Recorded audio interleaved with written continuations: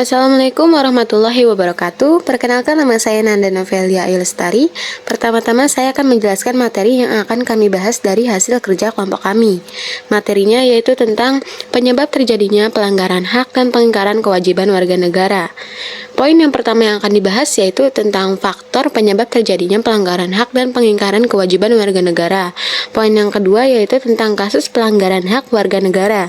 Yang ketiga, kasus pengingkaran kewajiban warga negara. Faktor penyebab terjadinya pelanggaran hak dan pengingkaran kewajiban warga negara. Yang pertama, sikap egois. Sikap egois atau terlalu mementingkan diri sendiri akan menyebabkan seseorang selalu menuntut haknya, sementara kewajibannya sering diabaikan. Yang kedua, ketidaktegasan aparat penegak hukum. Aparat penegak hukum yang tidak bertindak tegas terhadap setiap pelanggaran hak dan pengingkaran kewajiban warga negara tentu saja akan mendorong timbulnya pelanggaran lainnya. Yang ketiga, rendahnya kesadaran berbangsa dan bernegara. Rendahnya kesadaran berbangsa dan bernegara akan menyebabkan pelaku pelanggaran berbuat seenaknya. Pelaku tidak mau tahu bahwa orang lain pun mempunyai hak yang harus dihormati. Yang keempat, sikap tidak toleran. Sikap tidak toleran akan menyebabkan munculnya saling tidak menghargai dan tidak menghormati atas kedudukan atau keberadaan orang lain. Sikap ini pada akhirnya akan mendorong orang untuk melakukan pelanggaran kepada orang lain. 5. Penyalahgunaan kekuasaan. Di dalam masyarakat, terdapat banyak kekuasaan yang berlaku. Kekuasaan tidak hanya menunjuk pada kekuasaan pemerintah, tetapi juga bentuk-bentuk kekuasaan lain yang terdapat di dalam masyarakat.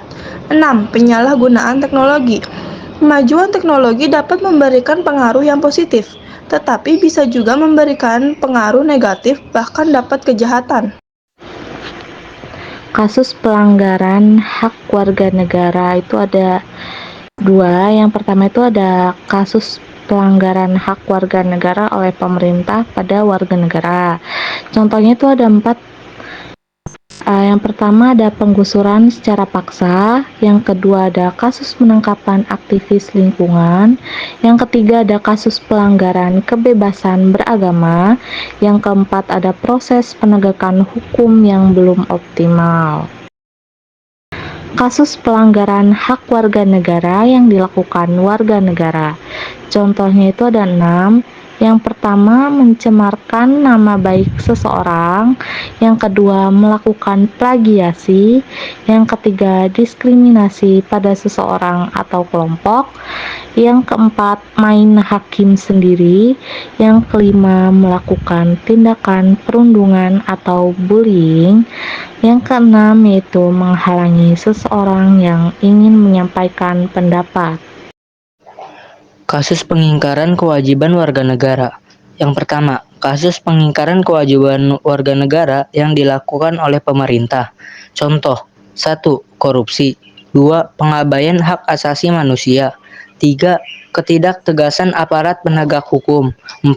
Penyalahgunaan kekuasaan. 2. Kasus pengingkaran kewajiban warga negara yang dilakukan oleh warga negara.